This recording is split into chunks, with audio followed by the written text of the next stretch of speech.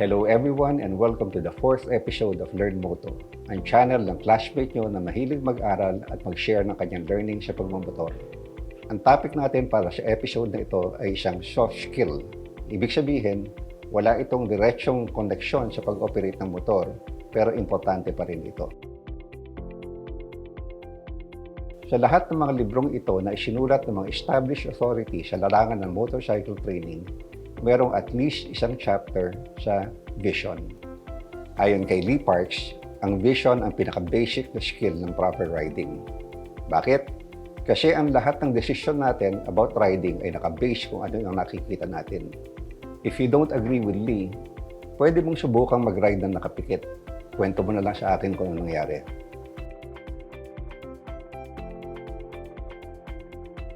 The eye is a magnificent piece of engineering, gathering light and converting it to electrical impulses to be processed by the brain. Over millions of years, animals have evolved the kind of eyes that they need. Predators have their eyes aligned towards the front.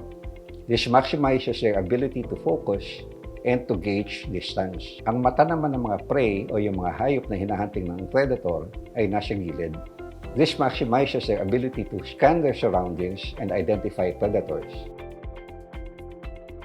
Ang binocular vision o yung sabay na paggamit natin ng dalawang mata ang nagbibigay sa atin ng abilidad para mag-gauge natin kung gaano kalayo o kalapit ang isang bagay. Try closing one eye and touching something na malapit sa iyo. You will find out na hindi ganun kadaling gawin yon. Dahil ang mga mata natin ay mata ng predator, very sharp ang ating central vision. Expert tayo mag-focus sa isang bagay at makita ang mga detalye nito. Pero habang lumalayo tayo sa gitna ng ating field of vision, nababawasan ang detail na nakikita natin. Ito ang peripheral vision. Ayon sa research, ganito ang level ng visual detail na karaniwang pinaprocess ng average na tao. Kaya din naman nating i-combine ang central at peripheral vision natin para makita ang big picture. Kaya natin na-appreciate ang mga view na katulad nito. May magandang itinawag si Lee Park sa ating paggamit ng ating vision. Kapag central vision ang ginagamit natin, ang tawag niya dito ay spotlight vision kasi nakafocus sa isang lugar. Pagka naman ginamit natin yung combine na central at peripheral vision, ang tawag niya dito ay floodlight vision kasi malaki ang sakop nito. Dahil nag-evolve na tayo mga humans to the point na wala na tayong natural predators, hindi na natin masyadong kailangan ang peripheral vision to survive. Kaya most of the time, ang ginagamit natin spotlight vision. Ito ang natural instinct natin. Saan ka nakatingin? Sa rider or sa background? Dito, saan ka nakatingin?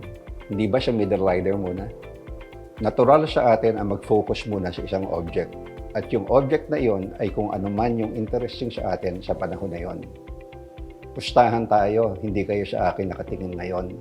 Kasi yung spotlight nyo nakafocus kay Scarlett. Ang visual lead ay kung gaano kalayo ang tingin mo sa harap mo. Karamihan ng mga rider at driver ay masyadong malapit ang tingin. At ang dahilan dito ay because of natural instinct. Maganda ang paliwanag ni Lee Parks dito. Ayon kay Lee, because of evolution, ang ability natin to identify and to avoid hazards is only based on how fast we can run, our maximum running speed. May punto si Lee, di ba? Bihira naman yung taong nababangga habang naglalakad o tumatakbo. Although may mga kilala akong ganun. Pero maraming rider at driver ang nababangga habang nakasakay o nagmamaneho. Bakit kanyo? Kasi hindi tayo designed to go fast by nature. Kaya yung ating senses at reflexes ay hindi naturally suited para sa ganito. Si Usain Bolt ang pinakamabilis na runner sa buong mundo. At ang kanyang maximum speed ay 43 km per hour lang. So, ibig sabihin, kahit na si Bolt ang batayan natin, ang maximum speed na kaya ng mga mata at reflexes natin to avoid hazards ay 43 km per hour lang. Gaano kabilis ba ang motor mo? Bakit nga ba kung ano yung nag-iisang lubak sa daan, yung pa yung nasa sagasaan natin? Kapag tumatakbo ka sa highway na puro simento, tapos biglang may lubak, saan mapupunta ang focus mo? Sa simento o sa lubak? Natural lang sa atin ang mag-shift ng ating focus or spotlight habang tayo ay nagra-ride. Ito ang paraan para ma-identify natin ang mga bagay kung saan kailangan nating mag-react. Pero ang madalas mangyari ay napipirmi ang focus natin sa isang bagay na iyon. At ito ang tinatawag na target fixation. At ito ay napakadelikado. Kapag ikaw ay naglalakad, saan ka ba nakatingin? Hindi ba doon siya pupuntahan mo? Kapag ililiko mo yung motor mo, ano ba yung nauna? Yung pagliko o yung pagtingin mo sa lilikuan mo? Hindi ba malinaw ngayon na ang natural human action ay tumingin muna tayo doon sa ating pupuntahan? So tandaan natin na kung saan ka nakatingin, doon pupunta yung motor mo. From the previous discussion, nagiging obvious yung mga problema natin sa vision. Number 1, spotlight vision.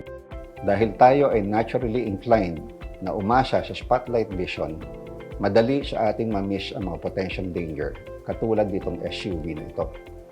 Number 2, inadequate visual lead. Dahil tayo ay hindi sanay na tumingin sa malayo, masyadong maliit ang ating natural visual lead para sa speed ng motor. At ito ay nagdululot naman ng exaggerated sense of speed o yung feeling mo napakatulid mo na pero ang bagal mo pa pala.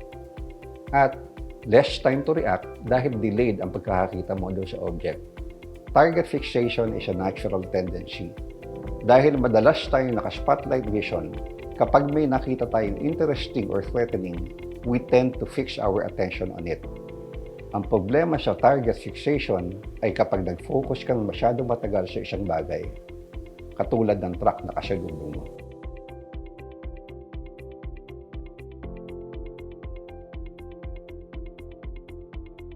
Mukhang may problema nga talaga tayo.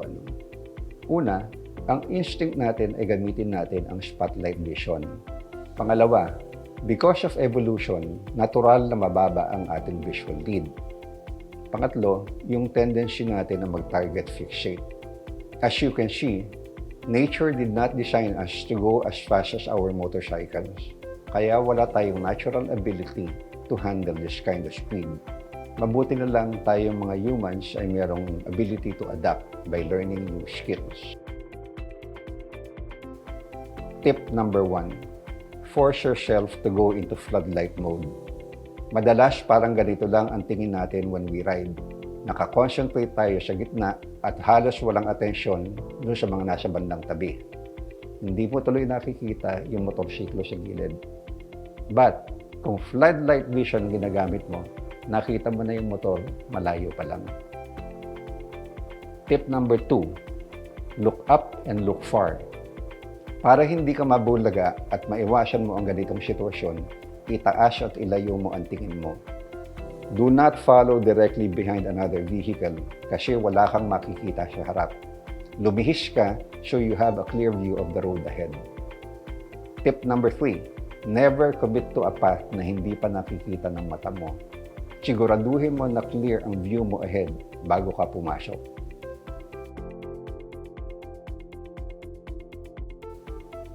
Tip number 4, move those eyes. Keep scanning the environment. See everything but look at nothing. Dapat alam mo ang nangyayari sa paligid mo. Tip number 5, do not look at the hazard. When you see an obstacle, pwersahin mo ang sarili mo to look away and find an escape path instead.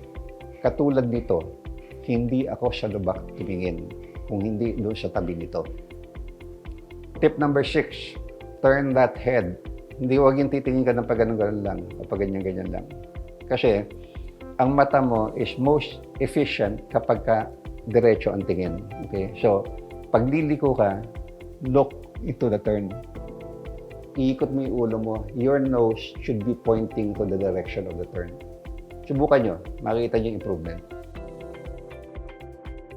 Kung itong rider na ito, or kahit ito lang ang tinitingnan ko, ang reaction time na magiging available sa akin will be very short. Kaya dito ako nakatingin. So that kung mayroong mangyari sa kanya, I have a lot of time to react. I am also constantly scanning everything ahead of me. Palipat-lipat ang mata ko. Notice that I maintain a staggered position. Hindi ko sinusundan ng tapat ang nasa harap ko. Palaging nakaiwas ako para kita ko ang daan. Nakakatulong din ang mga foot signals sa mga ride mates. Pero never akong umasa dito. I would rather be alert and in control of my safety. Dahil palagi ako nakaposisyon para kita ko yung buong kalsada sa harap ko, nakita ko itong pothole na ito in time. Pero saglit ko lang binigyan ng atensyon ito. Instead, dito ako sa tabi niya tumingin, kaya hindi ko siya nasagasaan.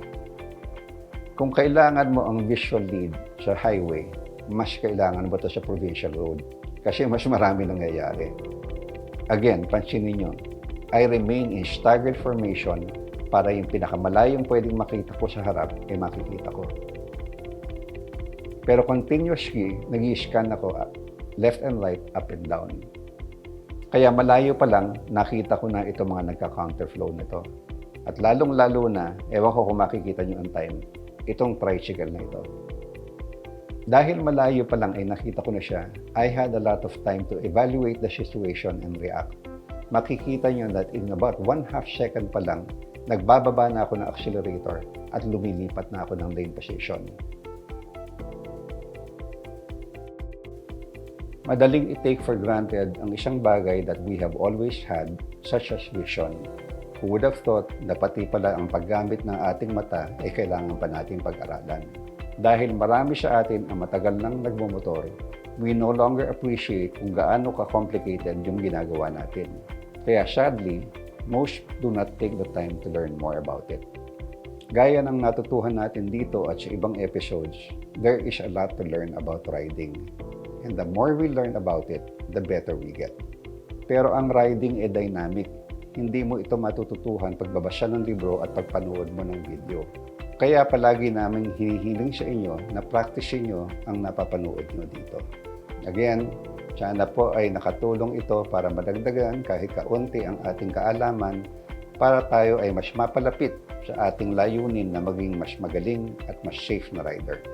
Kung sa tingin nyo ay ito ay nakatulong sa inyo at makakatulong sa inyong mga kaibigan at pamilya, please like, subscribe, and share us both here on FB and YouTube.